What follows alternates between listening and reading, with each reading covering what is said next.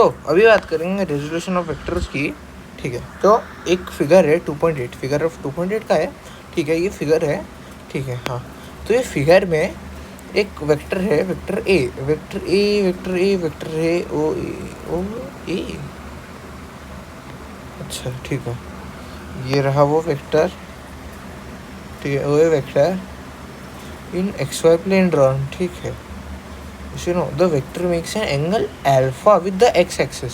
से कहाँ करते हैं अपन भी, एक खुद से ड्रॉ कर लेते हैं ना एक्सिस। सो ये रहा वाई, ये रहा एक्स। सो एक ओ ए है। ठीक है, तो ये एक ओ ए है जो अल्फा एंगल बनाता है। सो ये इसने बनाया है एक यहाँ पे अल्फा एंगल, समझ के। सो ये ए बनाया है एक्सिस के साथ, एक्स एक्सिस के साथ, and beta with the Y axis. इसका मतलब ये वाला एंगल है बीटा। ठीक है, ठीक है, बना है इन्होंने। तो X axis draw the perpendiculars A B A C from A to X. ठीक है, अब यहाँ पे इन्होंने परपेंडिकुलर निकालने बोले हैं। ठीक है, इसको ओ ए बोल रहा था मैं, हाँ।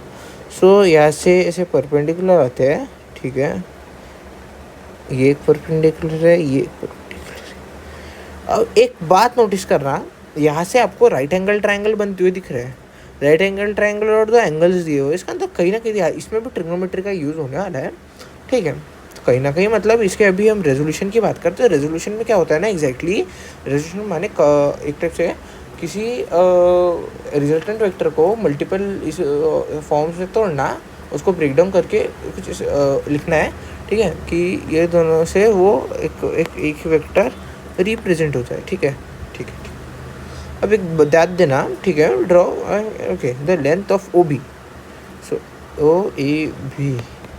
सो एक काम करते इसमें लिखा है, तो length of O B, length of O B क्या होता है, is called the projection of O A vector on X axis. Similarly O C is called the vector, okay, projection. तो ये प्रोजेक्शन है और ये प्रोजेक्शन है। ओ बी जो है ये एक्स एक्सिस की प्रोजेक्शन है और एक वाई एक्सिस की प्रोजेक्शन है। तो प्रोजेक्शन माने रेजोल्यूशन बोल सकते हो आप। Okay, rules of vector addition thus we have resolve. Okay, हाँ, तो यहाँ पे ना एक देखना, ये दोस्तों एक ये पैरेललोग्राम भी बना था ये वेक्टर। ठीक है, ओके, है ना। Thus we have resolve the vector A vector, ये ए वेक्टर था, इसको रिजॉल्व किया इन्होंने।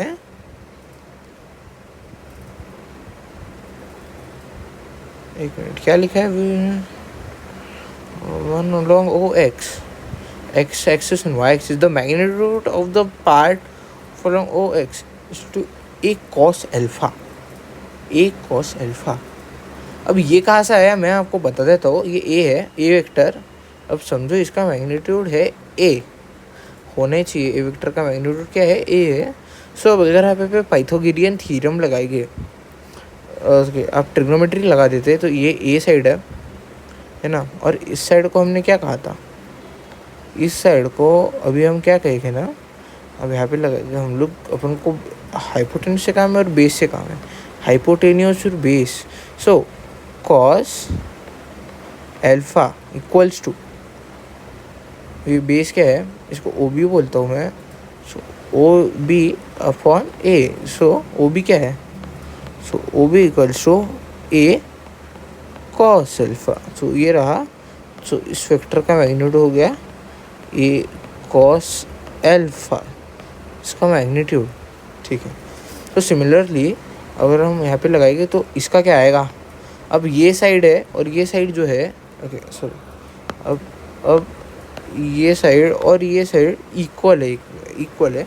सो अब अगर मैं यहाँ पे साइन लगाऊँ बस, सो ये क्या होने वाला है, ए साइन अल्फ़ा, ये भी ए साइन अल्फ़ा, ये भी ए साइन अल्फ़ा, और ये ए कॉस अल्फ़ा, ये भी ए कॉस अल्फ़ा होने वाला है। ठीक है, तो ये रहे इसके वेक्टर। तो इसका मतलब क्या हुआ, तो ये क्या इम्प्लाई करता है, वेक्टर ए के जो दो रेजोल्यूशंस है, जो वेक्टर ए के जो दो रेजोल्यूशन है वो क्या है, ए कॉस एल्फा, ये रहा एक्स एक्सिस वाला, है ना, एंड ए साइन अल्फा जो रहा वाई एक्सिस वाला। हाँ, और इसमें आप डायरेक्शन डाल सकते हो। अब एक्स एक्सिस जो है सो इसको ना आप ए कॉस अल्फा आई कैप डाल सकते हो, और हम इसमें यहाँ पे ए साइन अल्फा ये ऊपर है तो इसको जे कैप बोलेंगे, ठीक है। सो हाँ, अब यहाँ पे पढ़ो, thus we have resolve the vector, okay ठीक है। O V equals to A cos alpha and the magnitude of the part है A cos beta. If vector I and vector I denote the vectors of unit magnitude along OX and OB respectively, then we get OB vector equals to A cos I vector। Okay, अब जो I vector और J vector unit vector है। Unit vector मतलब ही कुछ नहीं होते हैं, just direction denote कर देते हैं। ये रहा J कैप इक्वल्स टू, इसको J वेक्टर भी लिख सकते हैं, पर यूजुअली यही कन्वेंशन होता है, along the OX and OY respectively। ओ सी, ठीक है ठीक है।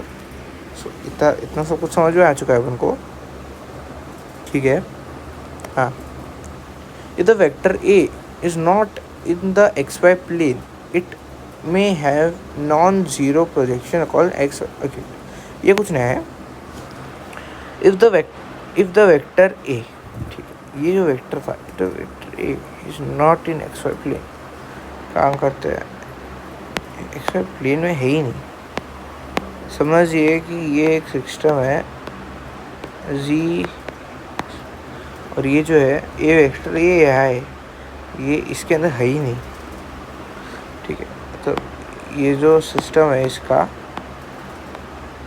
जो ब्लॉक है, इसमें तो है ही नहीं है ना। अरे यहाँ पे बुक्स बहुत है। हाँ, we can resolve it into 3। एक मिनट, पर अगर ये एक्स वाई प्लेन में नहीं है, ठीक है, अगर एक वेक्टर, ठीक है, आपको बताता हूँ, अगर एक वेक्टर जो है ये एक्स और वाई प्लेन में है ही नहीं, इसमें है ही नहीं, समझो ये किधर है, ये इसे ऊपर जा रहा है, किधर तो ऊपर जा रहा है, इधर जा रहा है, ये नीचे जा रहे हैं, तो ये एक्स वाई जो है ये तो बस इतना ही एरिया कवर कर सकते हैं। तो इसका मतलब ये होता है थर्ड डिमेंशन में, ठीक है, जिसको हम बोलते हैं जी एक्सिस, है ना। तो अब इस बार ना यहाँ पे 2 कंपोनेंट होते हैं, तो अभी एक काम करते हैं, इसको करते हैं हम विजुअलाइज। अभी इसको हम कंपोनेंट फॉर्म में कैसे लिखेंगे जब ये रहेगा 3 एक्सिस। इसमें काम करते हैं, काम करते हैं, हाँ ठीक है, हाँ समझिए, एक ये है, ठीक है। एक हम एक्सेस बनाते हैं,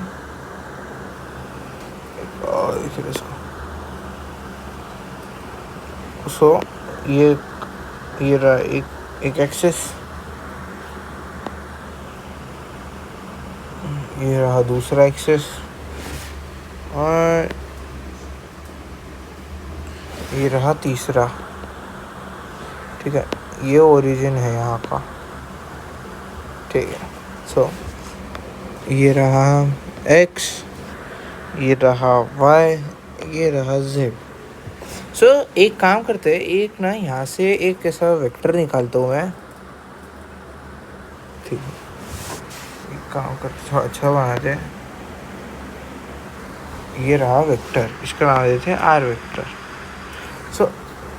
अब इसके कंपोनेंट्स हमें x और y में तो पता ही है। एक क्या करता है, ये एक रहा एंगल, समझो ये x के साथ में अल्फा एंगल बना रहा है, ठीक है, y के साथ में ये बना रहा है बीटा, और अभी जो z है तो ये z के साथ कैसे बनाएगा मित्रों, ऐसे बनाएगा।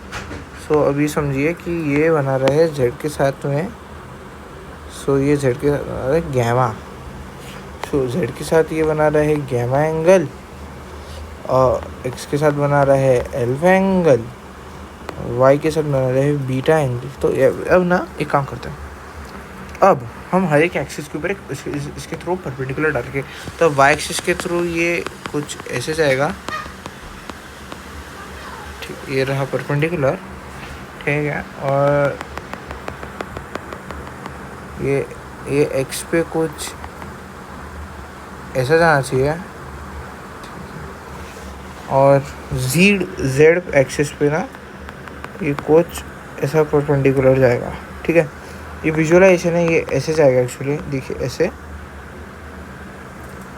और इस पे तो जाना ही है कैसे भी करके, इस पर कुछ ऐसे ही जाना चाहिए, ठीक है, पर जाएगा। ठीक है, एक काम करते हैं।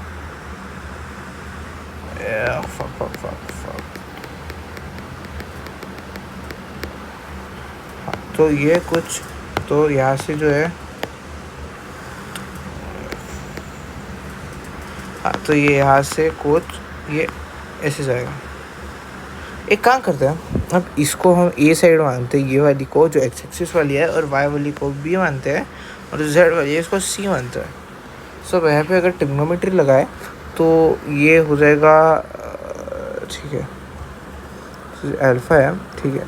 अब हमें इसका कंपोनेंट निकालना है अलॉन्ग एक्स एक्सिस जो है। अब ये जो होता है, ठीक है, तो कॉस अल्फ़ा के लिए निकालता हूँ मैं। सो कॉस अल्फ़ा में अब base hypotenuse upon base, hypotenuse ये 90 डिग्री है, तो हाइपोटेन्यूस इसके अपोजिट साइड होगी, जो होगा हमारा आर। सो ये होगा आर 1 बेस। हाँ एक सेकेंड, अब ये हम मानते हैं ए वेक्टर, ये रहा बी वेक्टर, ये रहा सी वेक्टर। सो ए,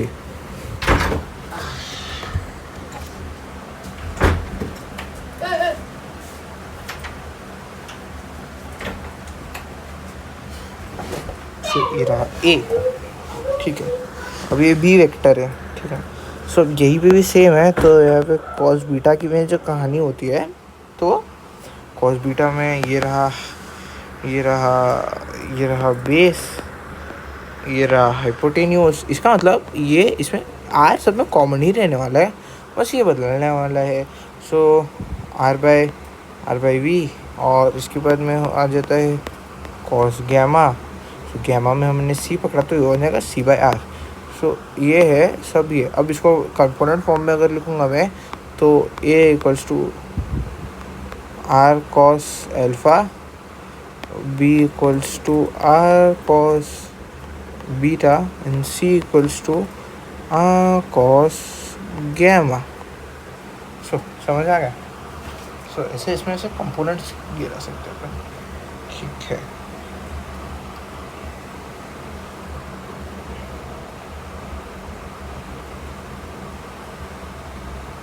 अरे यार नीचे आना पड़ेगा क्या?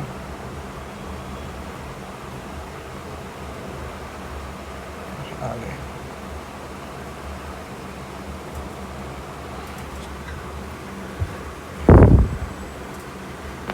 ठीक। अब हाँ, अगर हम यहाँ पे ऐसे वेरीफाई करने जाए ना, तो एक बात यहाँ पे आप देखना, ओके लैग हो रहा है, ठीक है।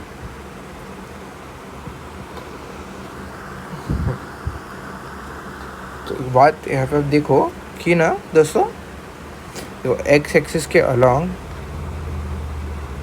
ओके इन्होंने एंगल गलत पकड़ेगा।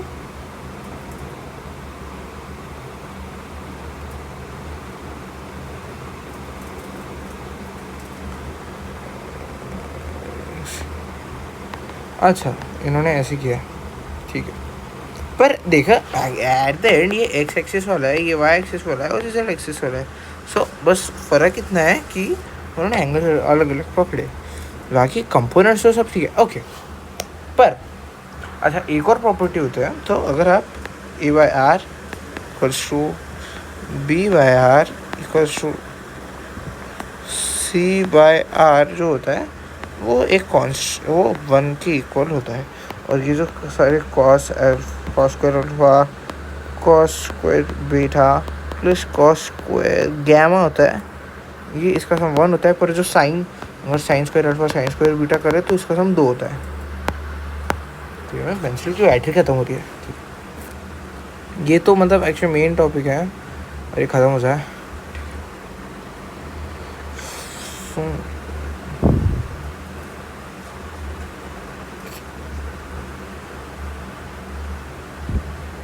विच इज़ द प्रोजेक्शन, करते बंद, ठीक है। with it in a cos theta. A cos theta. Equation 2.3 shows that any vector can be expressed as a linear combination of 3 unit vector. ठीक है, तो ऐसे कंपोनेंट्स है. ओके, ये वाला अच्छा है. A force of 10.5 Newton acts on a particle along a direction. ठीक है, ये रहा x और y, ये रहा x, ये रहा y. सो फोर्स है, मतलब इसका मतलब ये मैग्नीट्यूड दिया है, एक्ट्स ऑन अ पार्टिकल. यहाँ पे समझो एक पार्टिकल है, यहाँ पे ये रहा 37 डिग्री, और ये जो है इसका 10.5 न्यूटन. ठीक है. So the vertical, find the combination of the forces in the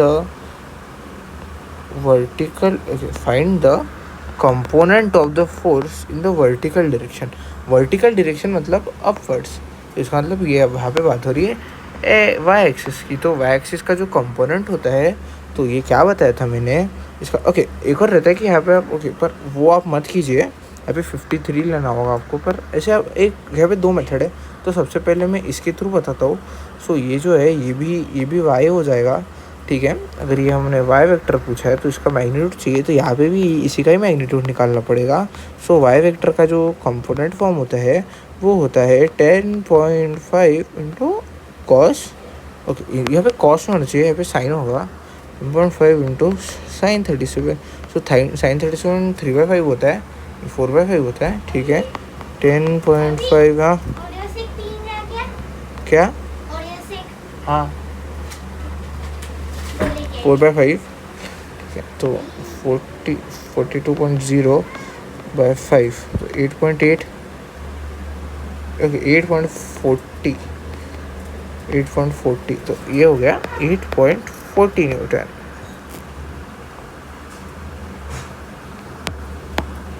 ठीक है. सो ऐसे कर सकते हैं आप. ठीक है. We can easily add 2 or more vectors if we know their components along the rectangular coordinate axes. एक काम करते हैं, A vector I cap, J cap, K cap, Z axis coordinate का, Y एक्सिस का एक सेक्शन. ओके, ठीक है. ये कोऑर्डिनेट्स दिए है और उसके साथ में ये डायरेक्शंस दी है कि कौन सी डायरेक्शन में कितने हैं. ये मैग्नीट्यूड डायरेक्शन है कि ये जो बी वेक्टर है ये एक्स के, ये जो बी वेक्टर है ये बी एक्स, मतलब बी एक्स आई वेक्टर. तो ये जो है ये बी वेक्टर जो है ये आई कैप की डायरेक्शन में, आई वेक्टर की डायरेक्शन. तो ये अगर आई वेक्टर है तो इसके डायरेक्शन में ये जो है ये बी एक्स है. मतलब ये समझो ये वैल्यू है बी एक्स. बी एक्स 1 हो सकता है, 2 हो सकता है, कोई भी n नंबर हो सकता है ना. समझ गए. तो ऐसे इसको ऐड करने के लिए बेसिकली क्या करना होता है ना, सो जो सिमिलर डायरेक्शंस है इन सबको आप ऐड कर सकते हैं. So a x plus b x plus c x, ये हो जाएगा i cap plus b x, sorry okay. So यहाँ पे हो जाएगा a y plus b y plus c y j cap plus c जी a z plus b z plus c z equals to k cap. ठीक, ये plus करना है बस. तो ये ऐसा हम ऐड कर सकते हैं. मतलब जो सिमिलर जो सेम डायरेक्शन वाले हैं इन सबको आप ऐड करना है, इन सबको इससे ऐड करना है, इनको ऐड करना है. और ये जो है जे कैप आई कैप के कैप, इन सबको उसकी डायरेक्शन ही बतानी है. बस आपको जो मैग्नीट्यूडल वैल्यूज है टेक्निकली, हाँ मैं मैग्नीट्यूड नहीं कहूँगा, जो कोएफिशिएंट्स है उस कोएफिशिएंट को मल्टीप्लाई, बस कोएफिशिएंट्स को ऐड करना है. ये रहा इसका कोएफिशिएंट, तो बस कोएफिशिएंट प्लस कोएफिशिएंट करना है. और coefficient plus coefficient plus coefficient, और समझो और ये जो है इसको ऐसे बाहर लिख लेना है कि ये इस डायरेक्शन में है. फिर ए वेक्टर है, फिर ए कैप, तो यहाँ पे इसको मैं ए कैप ही लिखूँगा.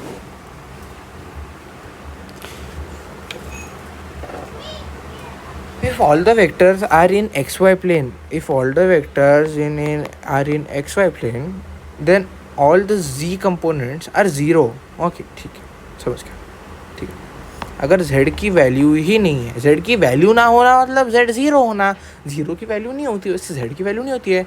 तो अगर मैं यहाँ पे a cos r cos alpha जो भी ब्ला ब्ला बू लिख दूँ, अब r हो 2 a 1000 और cos अल्फ़ा यहाँ पे मैग्नीट्यूड ही नहीं है, तो मैग्नीट्यूड ही नहीं है तो डिग्री भी नहीं होंगी। सो ये हो गया बूम, तो cos इंटू ज़ीरो ज़ीरो। और यही चीज़ परपेंडिकुलर पे भी डिपेंड करती है। तो अगर ये इसका ये है तो ये भी जो है ये 90 हो जाएगा, ये होगा r cos 90 ज़ीरो। ठीक ठीक है ठीक है, समझ गए।